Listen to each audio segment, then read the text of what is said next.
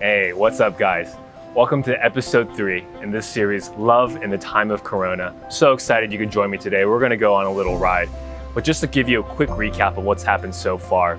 In episode 1, I fired up the apps and started texting people. In episode 2, started having video dates, and those were a lot of fun.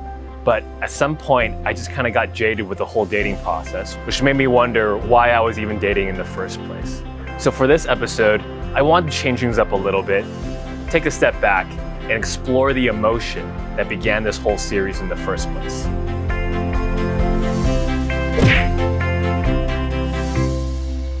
Loneliness.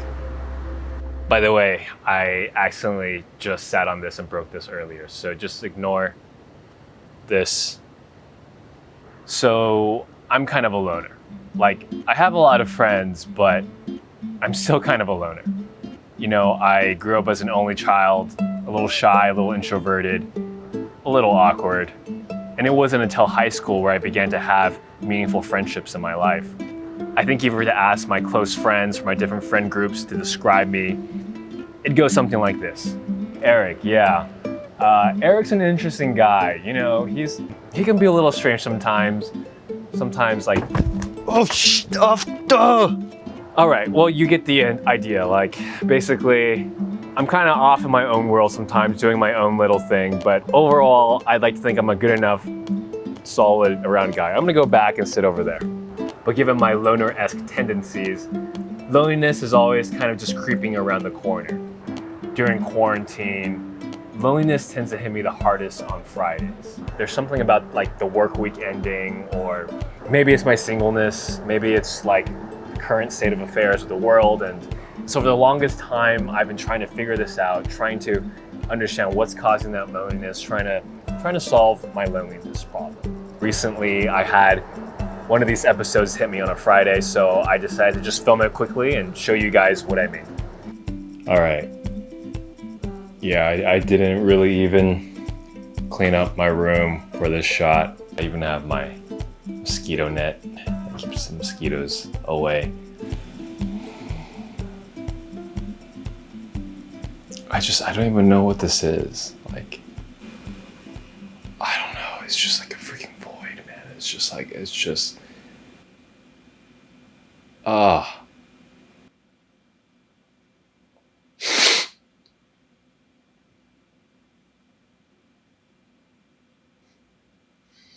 Sometimes loneliness hurts so good.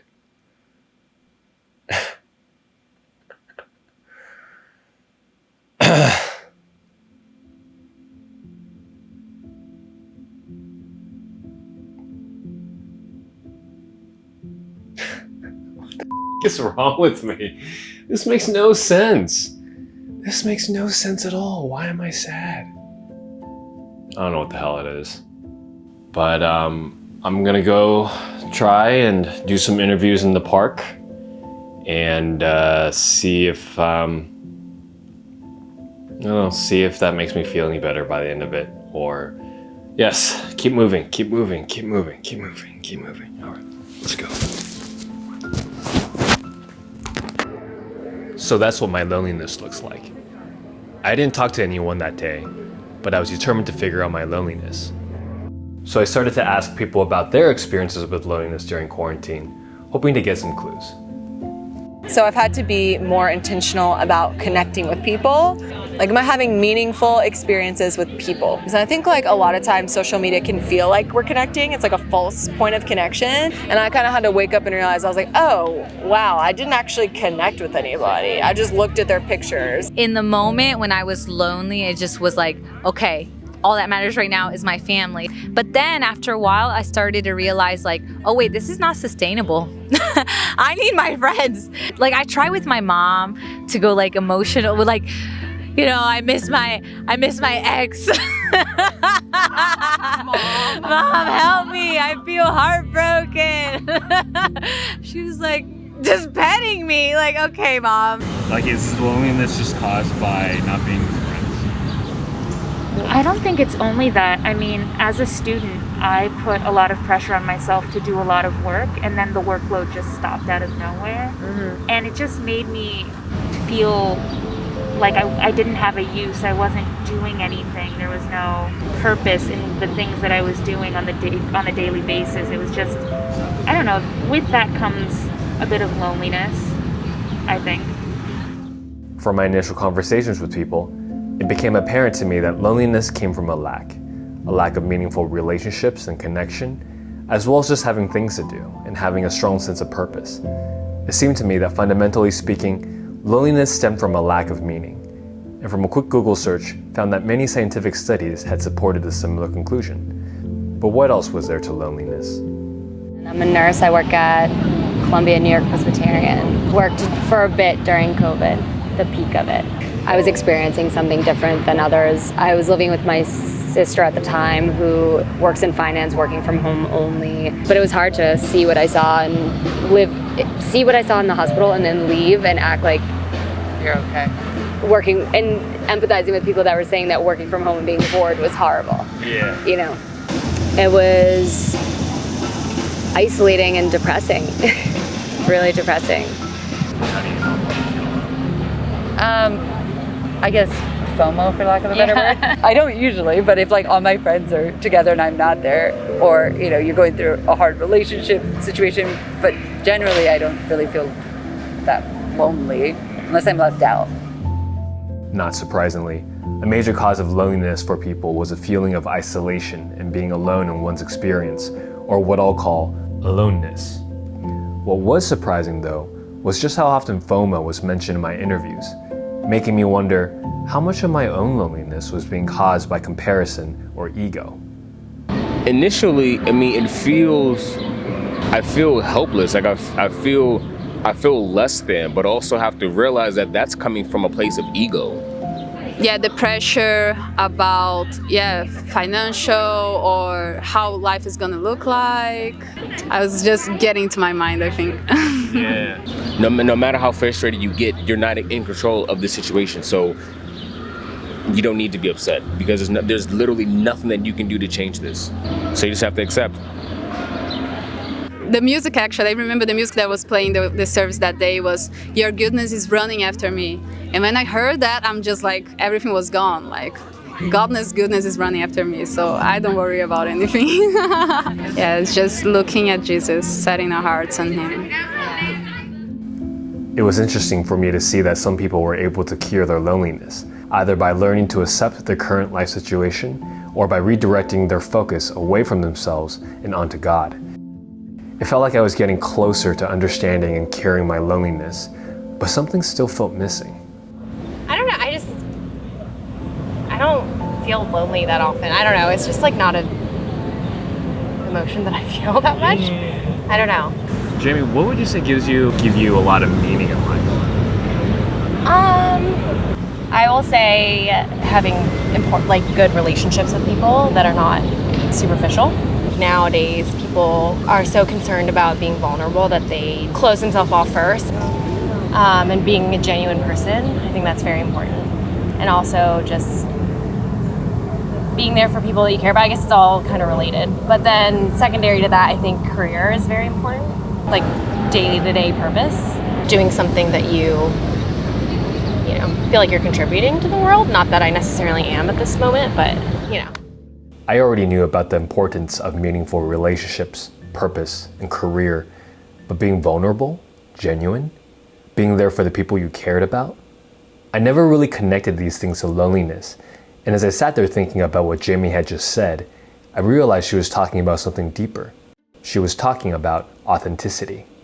According to Wikipedia, authenticity is a degree to which an individual's actions are congruent with his beliefs and desires, despite external pressures.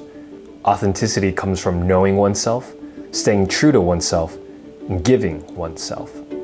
A lack of authenticity isn't normally associated with loneliness, but the connection has been made for some time now, in philosophy, through the existentialists, and in more recent times, even in science, through psychology. I had what felt like the final piece to my loneliness puzzle, and so to put it all together, I went down a rabbit's hole thinking through the relationships between meaning, ego, authenticity, and loneliness. And this is what I got. So, I want to live a meaningful life. I think we all do. And I get meaning through things like relationships, jobs, and experiences. Now, I think the part of me that wants meaning is my ego. My ego wants to feel safe and secure, significant and valued. It wants other people to like me, and it wants to be high on the social hierarchy. It's a part of me that hopes this video will be this fabulous piece of insightful work, and is also deathly afraid this video is just complete garbage. My ego isn't bad per se. It's done a lot for me, if not at the very least kept me alive all these years. But I'm beginning to see how if left unchecked, my ego can actually make me less me. Or as Eckhart Tolle put it, as long as the ego runs your life, most of your thoughts, emotions, and actions arise from desire and fear.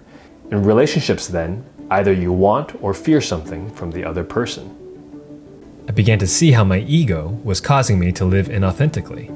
In my relationships, for example, specifically with dating, my ego was either more concerned about not getting hurt by a person or obtaining physical pleasure from them than actually trying to make a real, genuine connection with somebody.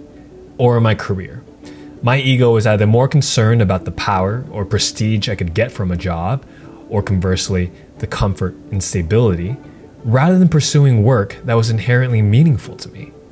And as I've gotten older, I see more and more how things like power and pleasure just don't really mean anything. And so I see more clearly how my ego can lead me towards a way of living that actually lacks real meaning and is deeply inauthentic to who I really am. And that's where my deeper, inner, higher self, which I'll call my authentic self, comes in. Now, I'm not actually sure what my authentic self wants. I'm not sure it actually wants anything or fears anything. I think it just is love, gives love, and grows in love. And as it grows, naturally acquires things like power and pleasure and meaning. But nonetheless, it kind of just tags along with the ego, letting the ego do its thing. That is, until the ego's gone too far. And I think that gap between my ego and my authentic self is where existential feelings like loneliness begin to arise. That empty, void-like feeling is my soul's way of telling me that I'm living too much from a place of desire and fear, and that I need to come back to my authentic self. In a way, I've become lonely to my true self. After weeks of interviews, research, and introspection, I felt like I had a much stronger grasp of my loneliness and was ready to tackle it the next time it came around. So it's another Friday. It's Friday night, and I just got back from a run. I was out running, and the city's starting to come back to life. People are out. Saw a lot of people on dates and a lot of couples and groups and just a lot of people having fun. I think what it is a sort of FOMO, using my MIA framework, starting with meaning. Where is the lack of meaning coming from right now? And, what stands out to me is my singleness, especially when I see, all these girls all dressed up, looking really great, looking beautiful. And when I go a little bit deeper and I think about the egoic attachment, or like what it is I really want,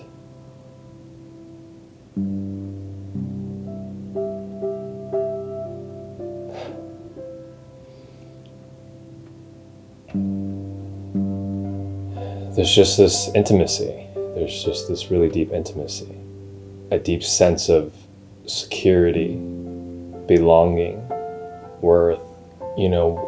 I think where that's coming from, growing up, I was like a mama's boy, and always wanted to hug my mom and cuddle with her. I mean, this was up until 4th or 5th grade or something, I don't know. I think another part of it is coming from a more recent experience of being in a 7-year relationship that ended and having that depth of intimacy with that person for that long, and then not having it anymore create this desire in me, a strong desire for that deep intimacy and that deep connection. I think it's helpful for me to call it out and to see it for what it is. And I think this is where coming back to that authentic self, that deep inner self begins to be super valuable. And I don't know if it's just like a mental exercise or if it's even real, but just taking nice breaths.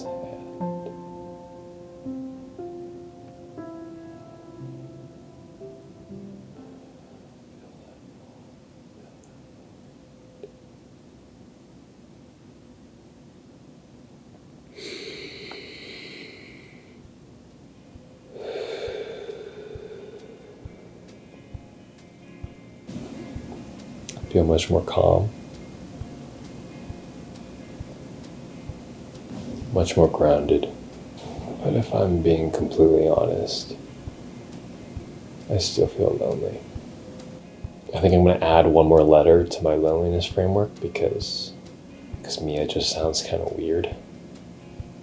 Part of what it means to live authentically is to trust.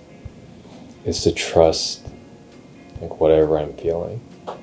Trust the reality of it, trust that it's present, trust that it's there, trust the process. And I think once I begin to stop fighting it, once I begin to feel like, oh, there's something wrong with me, or like, I've got to figure this out, there starts to be this tinge of sweetness baked within that feeling of smallness and loneliness. I think there's something almost special about it. There's something very me about it. And I kind of like it. I think this is what they mean by self-love.